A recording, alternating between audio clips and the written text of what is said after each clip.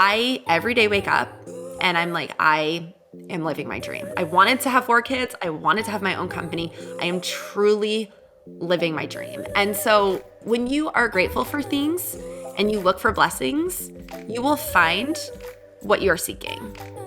That's Tara Williams, the founder of Dreamland Baby, known for its weighted sleep sacks for babies. And this is Make Yourself at Home, the podcast that takes you into the homes of people you admire to show you a side you don't usually get to see. I'm Kristen Twyford, and every week we'll talk to someone at the top of their career to explore holistic success and how work and home are inextricably intertwined. Along the way, we hope to inspire you to live well, whatever that means to you. Make Yourself at Home is presented by Nines, the household management app designed to help you manage your home and everything that comes with it, so you can live with ease. Today, we're in Tara Williams' home in Danville, California. Tara was working in the medical device industry when she and her husband were both laid off at the same time, just as they had their 4th child. To add insult to injury, baby number 4 wouldn't sleep until Tara had the idea for a weighted sleep sack. That idea helped everyone finally get some sleep, but Tara wouldn't rest until thousands of families like hers could access her invention. 2 years of sacrifice and 1 episode of Shark Tank later, Dreamland Baby took off in 2020, and this year, the company is on track to do $22 million in revenue. In this conversation, Tara shares why she pursued her dream at the worst possible time, how it takes a village to achieve your goals, and why she's hardwired to focus on the positive. Make Yourself at Home with Tara Williams. Tara, thank you so much for having us into your home. We're excited to have you here on the show. Absolutely. Thank you for having me today.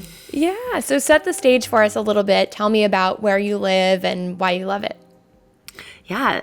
Well, for anyone who's watching, I am hiding in my bedroom because I have 2 kids that 2 of my 4 are homesick today. Aww. They're sick, but they're still making noise. But I live in Danville, California. It's outside of San Francisco with my husband, and we have 4 children. Their ages are 4, 7, 9, and 10.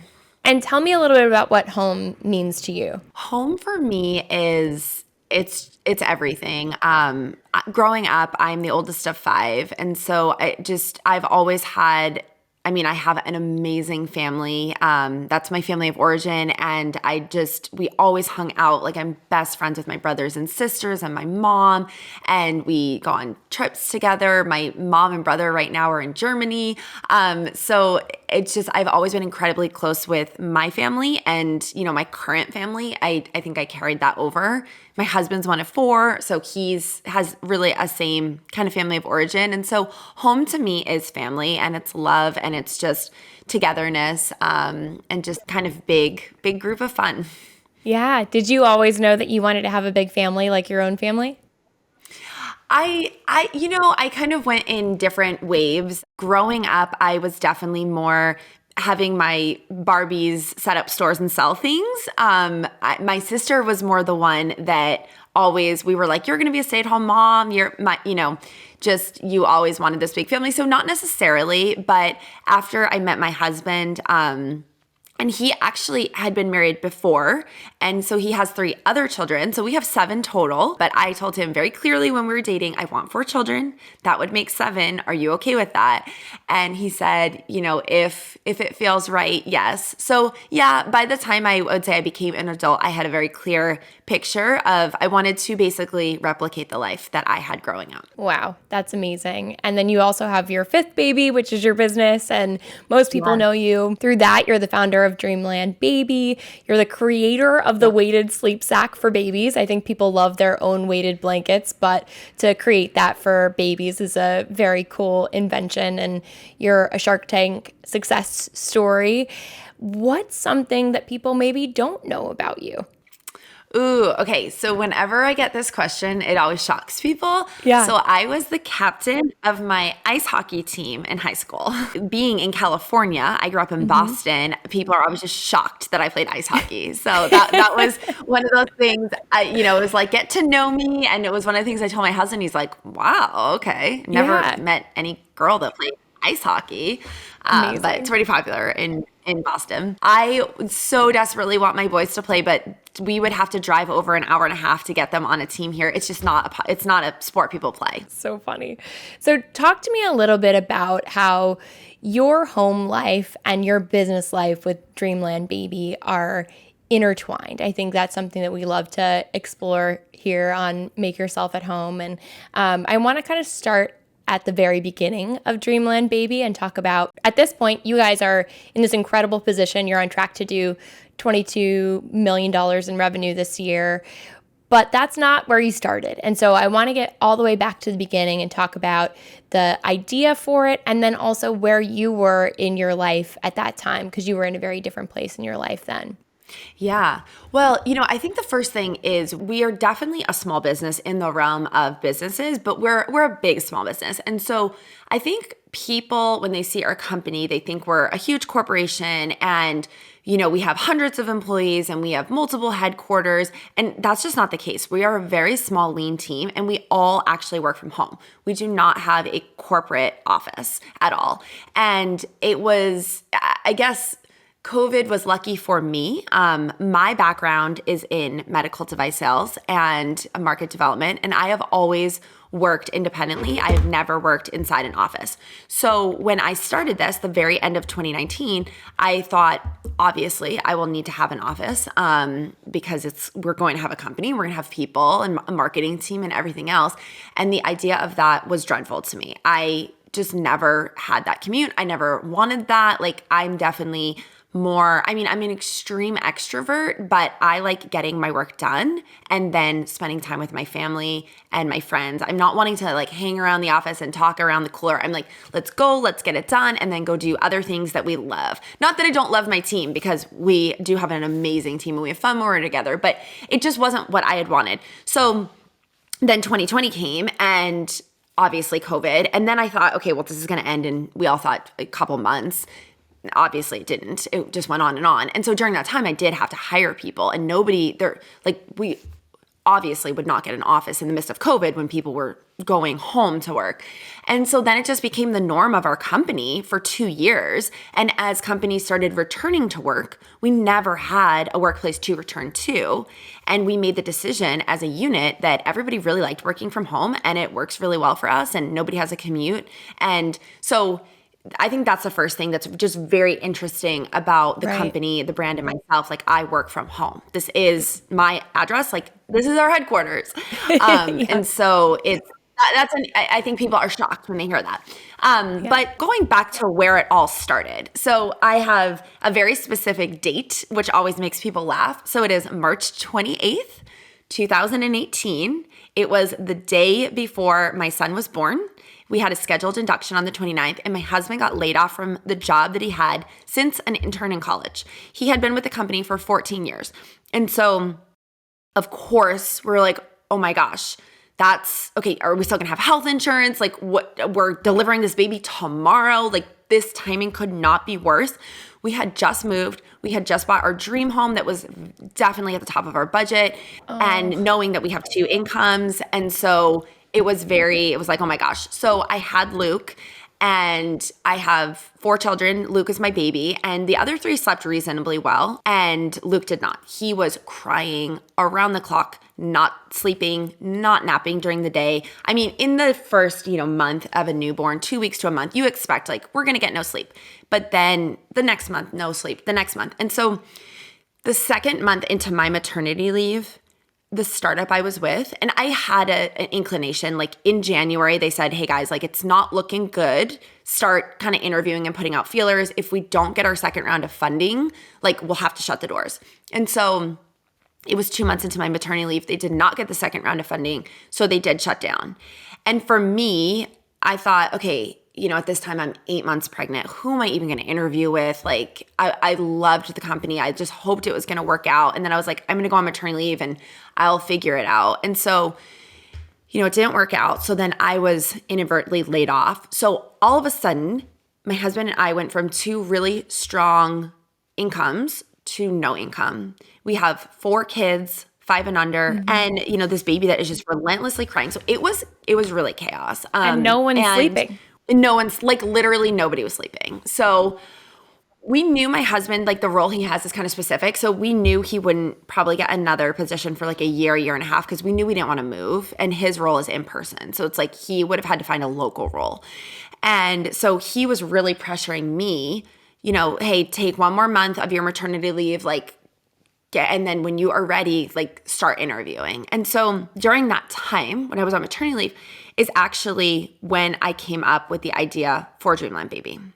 So I would have never quit my job just when I had the idea, but I didn't feel right interviewing for another company, just morally, and saying, oh, I'm going to be your star employee. I'm going to be here I want to build my career with you, knowing that I had something on my own that I was pursuing that I really felt was going to be a game changer for parents. So it was definitely a really contentious time, because we had no money. We had a baby who was crying. My husband was telling me, you need to get a job.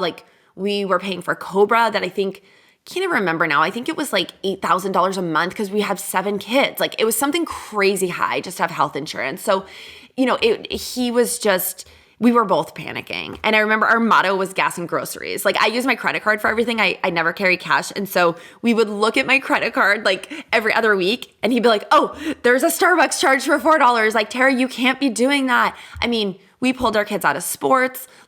We did not go on a vacation. I mean, anything that you would consider extra in life, truly beyond gas and groceries, we did not do.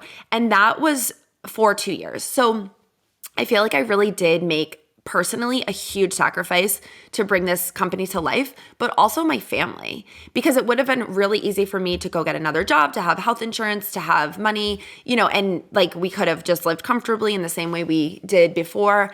But I kept saying, trust me, this is going to be a game changer for families. I know it.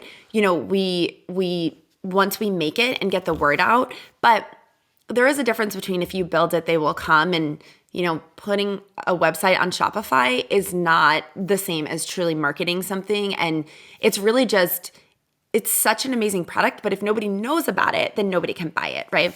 So going back to the origin story of exactly the aha moment, if you will, it was one night on my couch, and for anyone who's seen our Shark Tank, they've heard this story. I feel like I tell it all the time.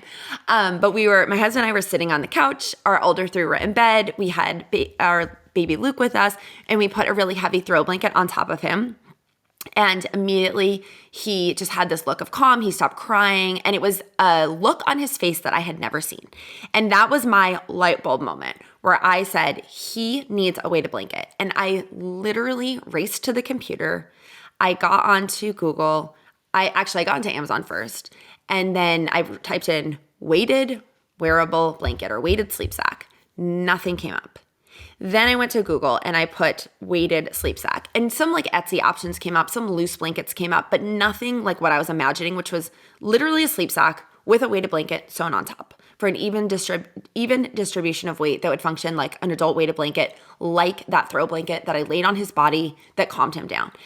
And so I was not deterred. I called my mother-in-law because I'm it was so clear to me that this was exactly what he needed. She's a master seamstress. She lives in our town right by us. And I said, can you sew this? Can you create this?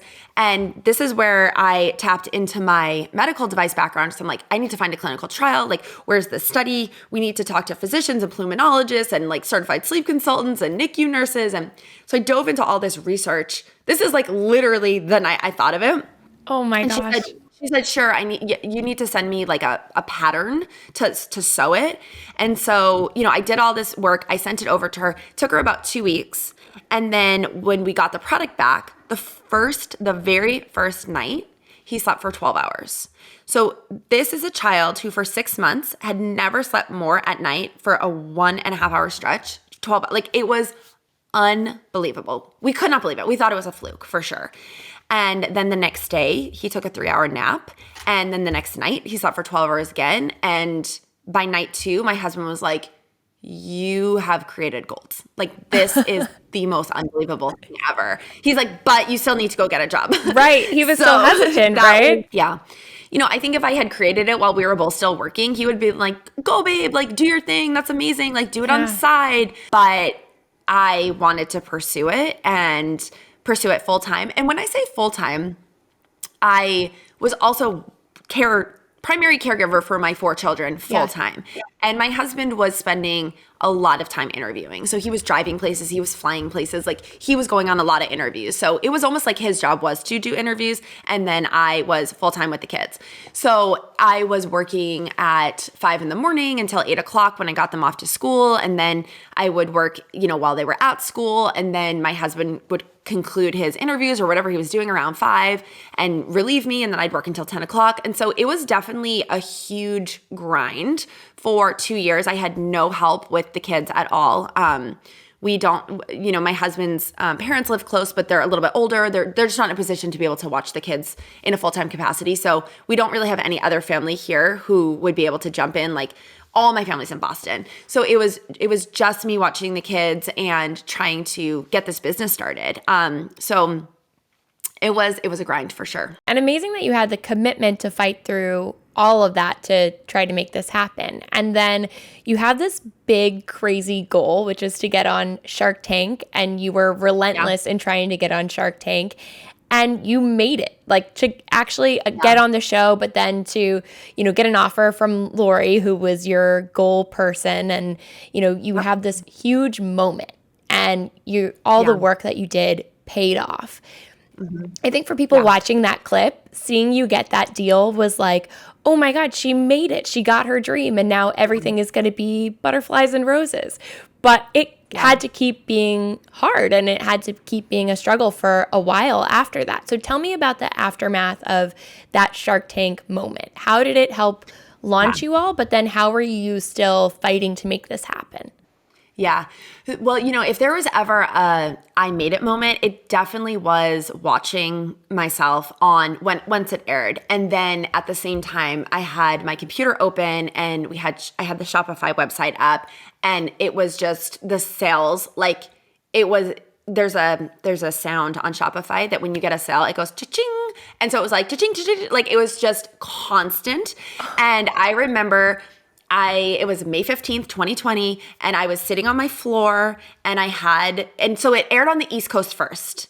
We had like an airing party. It was still the height of COVID. So I remember it was the first time we had like seen anybody, and my friend said, we have to come over. We will socially distance. Like, this is your moment. This is so huge. And so we were like awkwardly socially distancing in my house, and I watched it with everybody. And because I didn't know how they were going to cut it. You don't see it ahead of time. And I was in the tank for an hour and a half.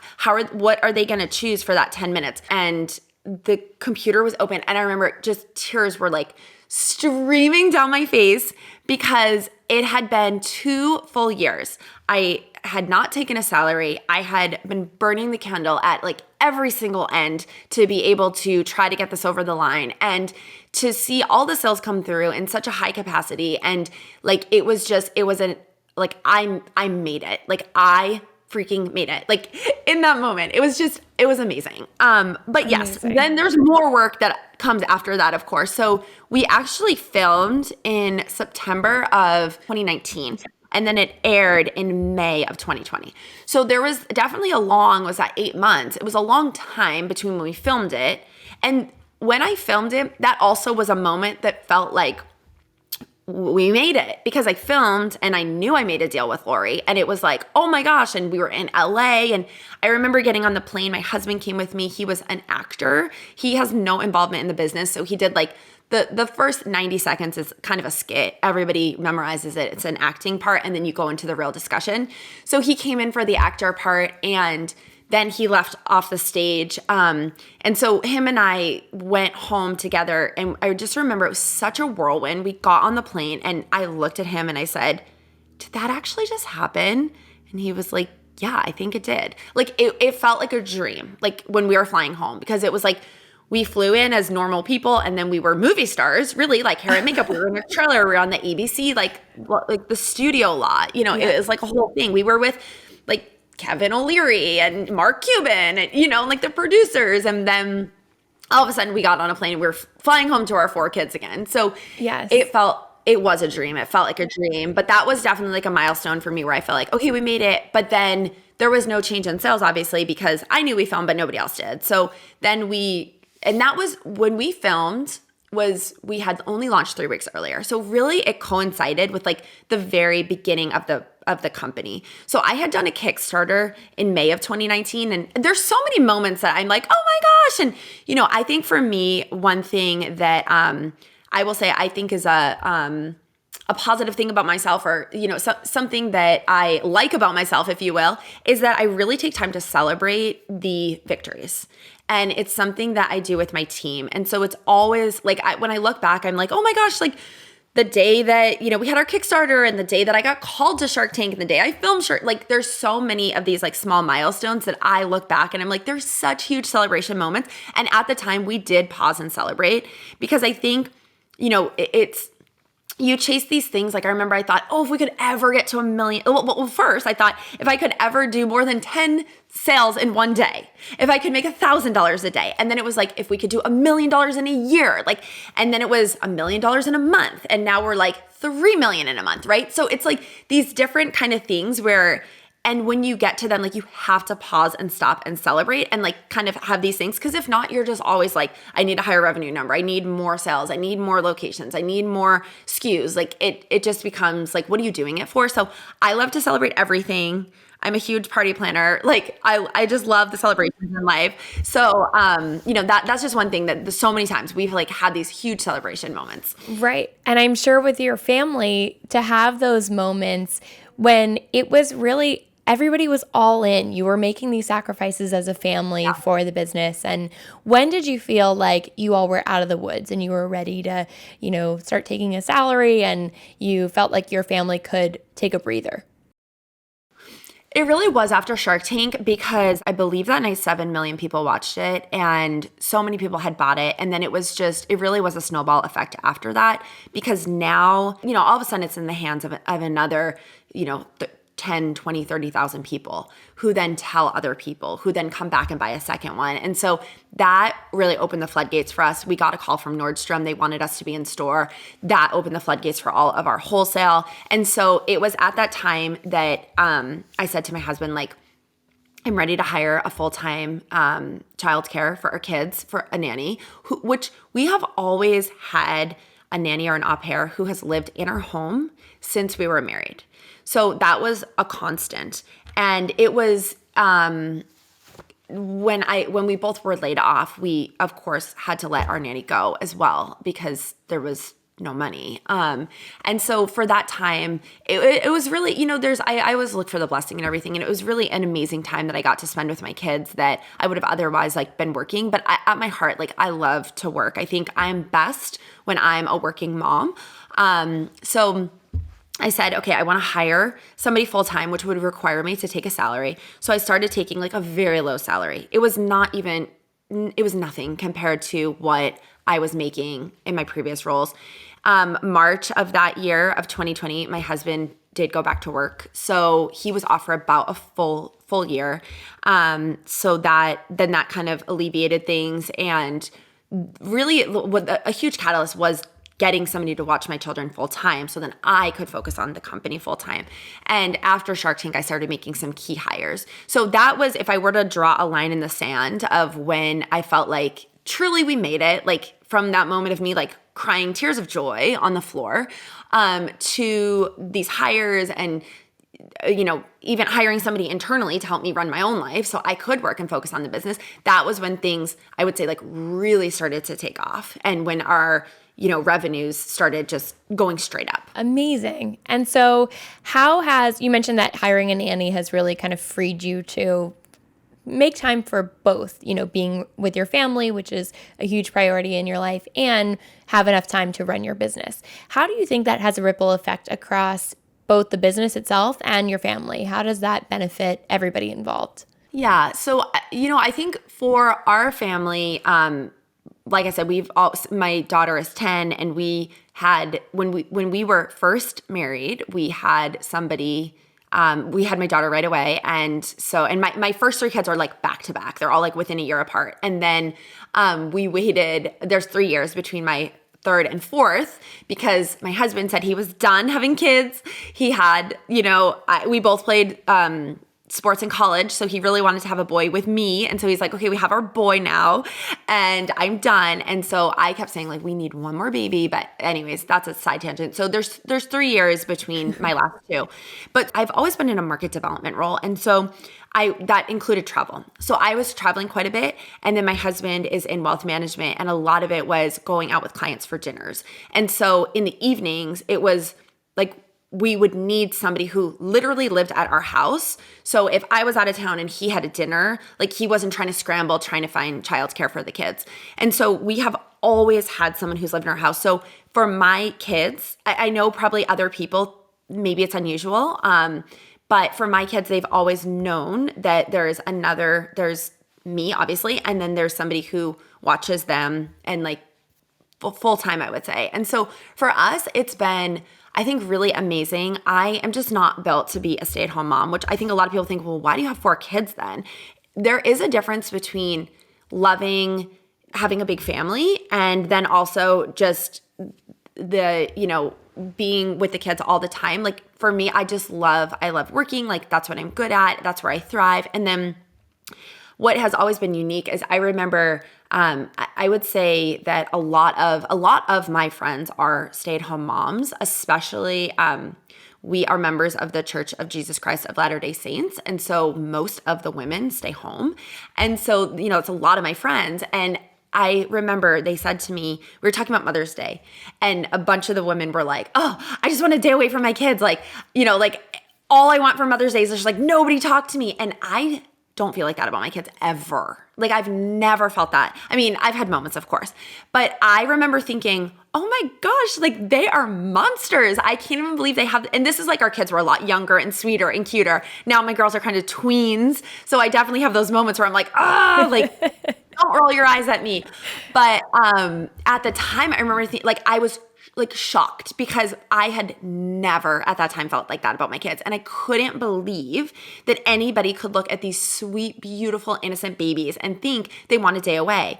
But if you are with your children 24/7, you're going to need a break. And so what I think has been really unique about my mothering journey or my, with my husband, our parenting journey is that we have a stay-at-home mom basically who lives in our house, who cleans our house, who cooks our house, who watches our kids. And then when we get home from work, we get all the best parts. They're bathed, their rooms are clean, they have had dinner, and we get to do the fun stuff with them. So we get to, play games before bed or watch movies or just hang out and talk.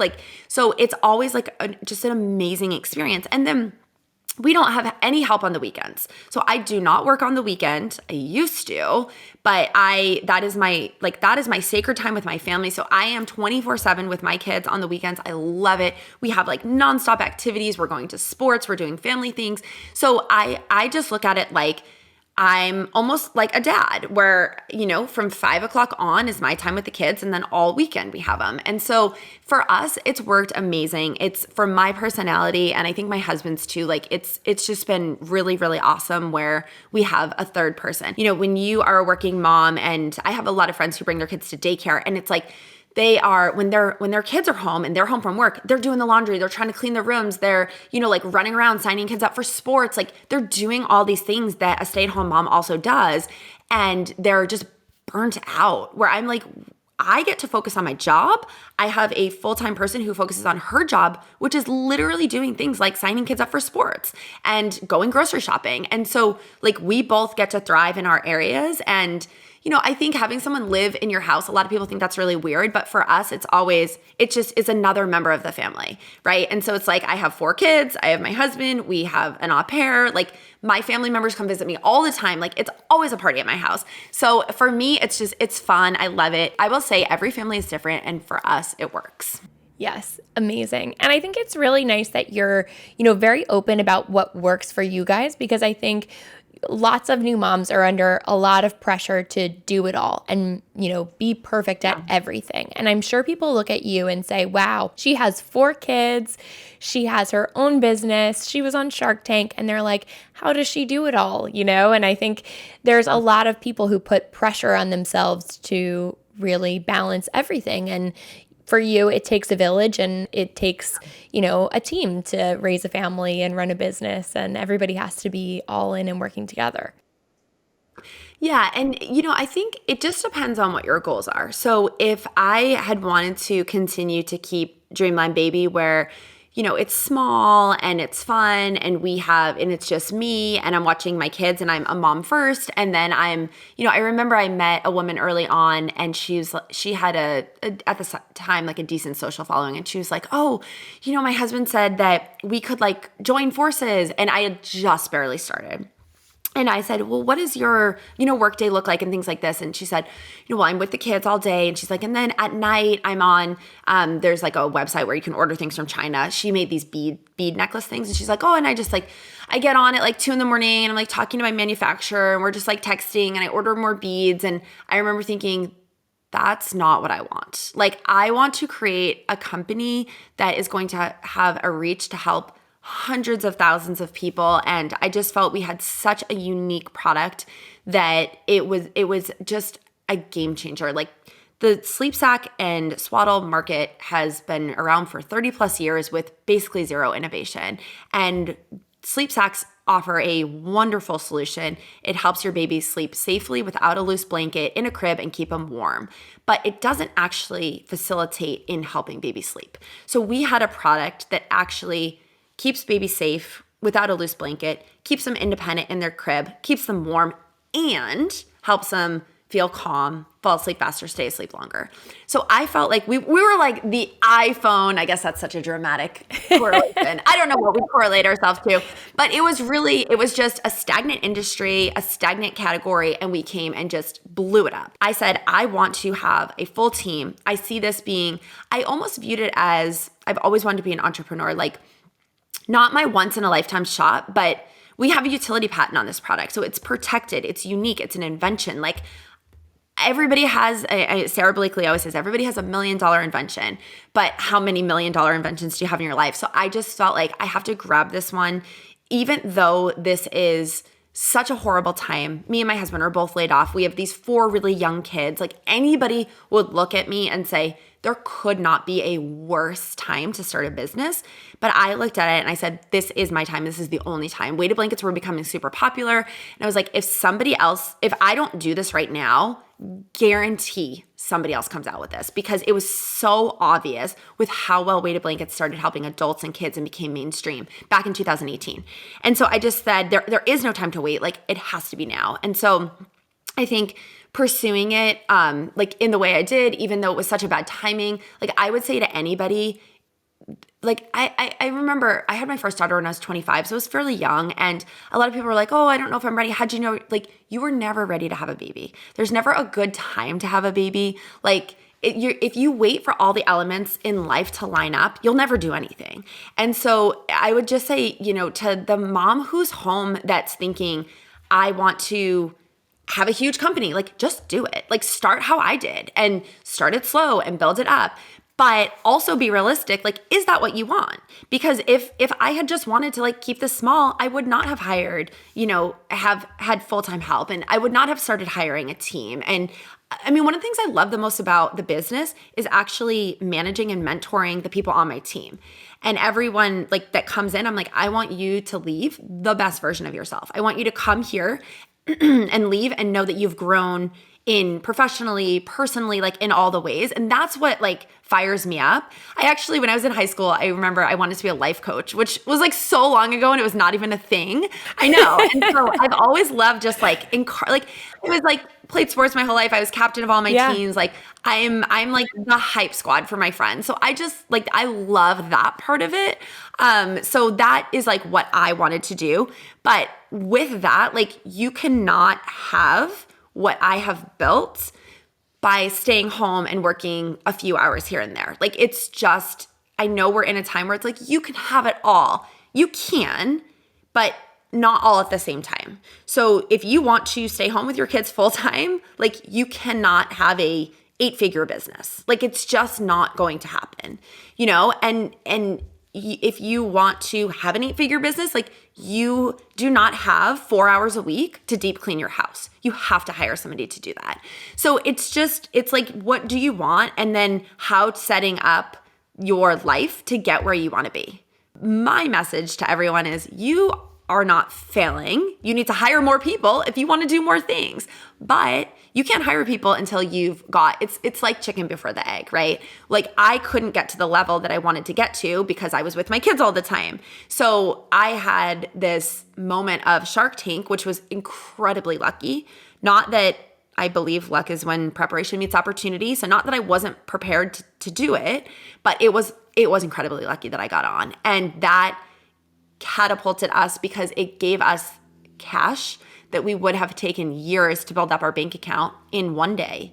And then all of a sudden I had the opportunity to be able to, you know, start taking a little money for myself, which truly most of it went to just paying somebody to watch my kids. And then from there, you know, it's kind of grown. And now you have this life that you envisioned. You know, you have 4 kids, you became an entrepreneur, you built your business to a place that it sounds like you might not have even imagined when you were starting out. And so moving forward, what does a successful life look like to you holistically? Yeah, I think to me, a success is a life of gratitude, which I know sounds so corny and cheesy, but I'm the oldest of 5. And my parents always say, Tara, like you just make things happen. Like you, as from a kid, you have just willed it into the world. You have willed it into the universe. I believe that the world is working for me and that everything will work out and it happens how it should. And I look at everything in my life as a huge blessing. Like even when something really bad happens, I'm like, what is the good that we can pull out of this? What life lesson can we learn from this? Like, how can I grow? Like I have an extreme growth mindset, I would say. So at this point, I truly every day wake up and I'm like, I could not have envisioned this life. I am so incredibly blessed. I feel so lucky, but it's not to say that it's not hard every day. Like managing people is hard. Having a company is hard.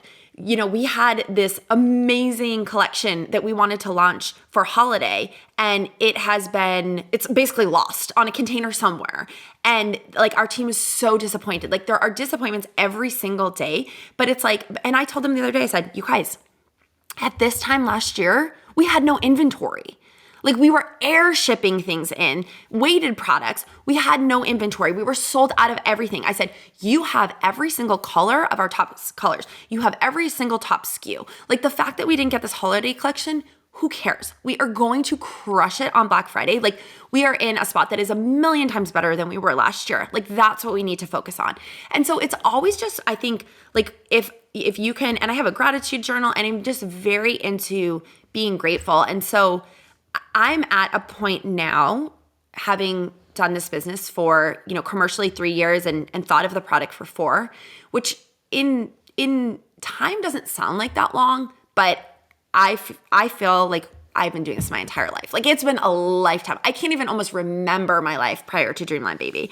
But I'm at a point now where I was able to volunteer for my daughter's field trip. We went to a mission in San Jose and it was an all day. And like the me last year would have never even considered taking a full workday off to go on a field trip with my daughter. But I just said, you know what, like this is important to her and it's something she wants me to do. And now, of course, all of my kids want me to go on their field trip. So I'm like scheduled out all these field trips for the rest of the year. I'm like, that was not a good idea. And come to the class parties and like the floodgates have opened. But to me, you know, I always would think about what does success mean? And one of my very dear close friends stays home with her children, and success to her was having the opportunity to stay home with her kids.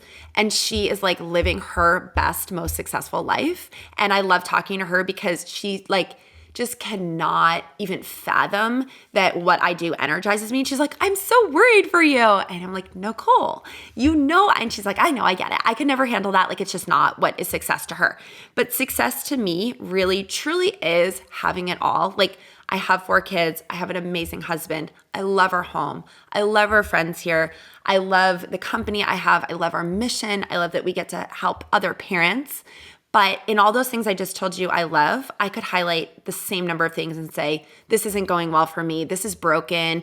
I wish, you know, my kids played a different sport. I wish, right? And so I choose to focus on the positive and what's going well. And so I believe that every single person can live and have their dream life if they choose to focus on what they have.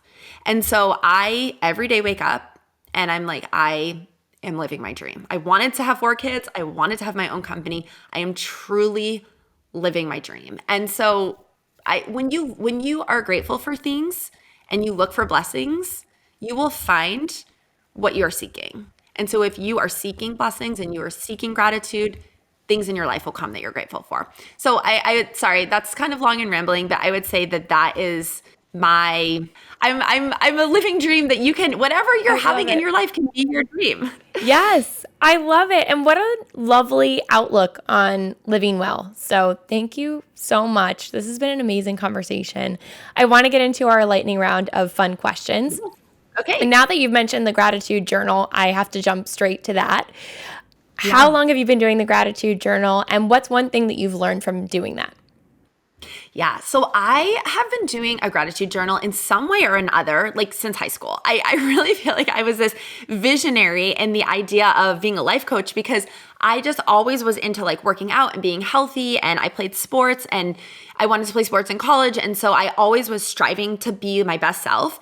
And now there's tons of podcasts and there's books and there's like, you know, but it was very Tony Robbins-esque before it was even popular. And so in some way or another, in a journal, in if it was formal or not, I was always doing a gratitude practice. I just didn't have a formal name for it. So now I have, you know, like a true journal, and I've had a paper journal, and I actually just bought one recently that's like makes it a little bit easier. It has like spots on it and the date, and it's cool to like read it back. But what I have learned is kind of what I shared. If you are, if you are seeking things to be grateful for, things that you will be grateful for will come into your life. Amazing. Great answer. I have a 1 line a day journal, so I totally relate. And I think those journals are just an amazing practice, you know, just to think back and be grateful for things that have happened or have passed you by. And so many good things come out of that. What's one thing that you do to unplug? Okay, if I'm like really unplugging, I love Real Housewives. I do not watch TV in any capacity. I totally think TV is like a waste of time. But if if I'm just having like a terrible day or something, I will put on a 45-minute Real Housewife, which this probably happens like once a month. So it's not that I do it often, but that is like my totally, cringy your guilty thing that pleasure. I do. Who's your favorite housewife? Totally. Oh man. Gosh, who's my favorite? I don't know. I've been watching Salt Lake recently. You know what? I think it's I like the Beverly Hills group, so I would say Kyle Richards actually, because she's a pretty positive person, so I like her. Mm-hmm. Amazing. Are you a night owl or an early bird? I am a night owl. However, I have trained myself to become an early bird, so I wake up every day at 6:30. And I have calls starting at 7 every single day. I would love to wake up at 5 and work out before my call and like get that done, but I can't get to it. Maybe someday. It's hard to change that habit. Are you a homebody? No, I love going out. I'm very much an extrovert, and being around people really energizes me. So any opportunity we have to go anywhere, do anything, like I'm the friend that's always down to do stuff. Amazing. What's one thing in your home that makes your life easier? Ooh, okay. The first thing that came into my mind, and this sounds very bougie, it was my husband's one request when we renovated our house. We have a Toto toilet. And when I walk into the bathroom, the toilet lid opens for me and the seat is heated. And it is just, if you can get these for not that much at Home Depot, the top part. And I would say, like, I could never not have the automatic toilet, and it flushes on its own too, so I don't have to even touch anything. Amazing. What a great answer. That was going to be my next It's question. What's amazing. one decision you've made about your dream home? You said you have your dream home now. What's one decision you've made about your home that you love? I think in the way that I have hustled with my business, we have hustled with real estate. So we bought our first house in 2012 and we flipped it. I was pregnant with my daughter. She actually was like, we had her in the midst of flipping this house. We lived in it for 4 years. We sold it, like made money on it, then bought this house, which was a foreclosure. I mean, we live in a neighborhood we could never have afforded at the time. And, but it was like, it was not even livable. It was all water damage. People had kind of ruined it. And so we had to tear it down to the studs and rebuild it. And so my husband, one thing he wanted, there's a big backyard, which is really unusual. He wanted to put in a sport court. And I was like, a sport court? What do you mean? He played basketball in college. It was very important to him. And so we did everything. We budgeted it in because we got the house at such like a low cost. But when we started doing the house, we basically ran out of money for it. And so we have been saving for it for like 5 years. And we just put it in last year. And it's, again, like I am not a bougie person. This sounds very like, wow, you have a sport car in your house. It has been the most amazing thing. My son is out there every day playing basketball. There's like a little pickleball. We have the most amazing family time. Like we are like, we can never move from this house because it is it's so unique. It's so fun. When people come over, like they just love it. Everybody plays on it. Like it's really, I mean, if you saw the rest of our house, you're like, that seems odd that you have that, but it's amazing. We love it. Like it was money well spent, I would say. What's your household pet peeve? I'm pretty laid back. I really don't have too many. My husband is my pet peeve is my husband because he wants to live in a museum and have no dishes anywhere, have no like nothing. I'm like, we have 4 young kids. Like if there's a sweatshirt on the ground, all hell is going to break loose. So everything has a home, everything has a place, everything has a spot. And sometimes he cannot chill with, we have young kids, like they're going to make a mess. So he's my pet peeve. What is a children's toy that you hate and what's one that you love? Okay, I hate anything that has really loud sounds. I feel like we have a bunch that are like guns or like pew pew pew. And what I actually love Legos. While they do get everywhere and we step on them sometimes, I think it's to see the things. My girls aren't into them that much. My boys are. To see the things they make creatively and they build. And I also love that when they get a new set, they'll do it with either me or my husband. Like I love Legos. I think they're really great creatively and just it's a fun thing to do together. Yeah, absolutely. What is a family tradition or a daily ritual that you treasure? I guess a tradition because we don't eat dinner together every single night. Every weekend we do, and then like a few nights a week we will. A lot of times my husband's working later, and I used to work every night until 7, which I have in the last like 6 months scaled back. That I said I am now. My team knows like I am done at 5. Not to say I don't work sometimes later, but so we're getting more family time. In terms of eating dinner together. But what we'll always do at dinner is we'll go around and we'll say, what was the best part of your day? And then my kids like to also say the worst part of their day. So like a pit and a peak. And so I love sharing that and just hearing, it's so cute to hear what their answers are and like what they think is the best part of the day. And what inspires you to live better? I think my kids, as a mom, I want to be living a life that they would admire and a life that they would want themselves. And this is a big thing with me just trying to work a few less hours at work because I want them to see me being wholly present with them and to be a little bit less stressed out and to really just focus on them. Like I would, I want my kids to say when I grow up, I want to be like my mom or my dad. And so if I think about that, I'm like, I need to live in a way that people want to emulate.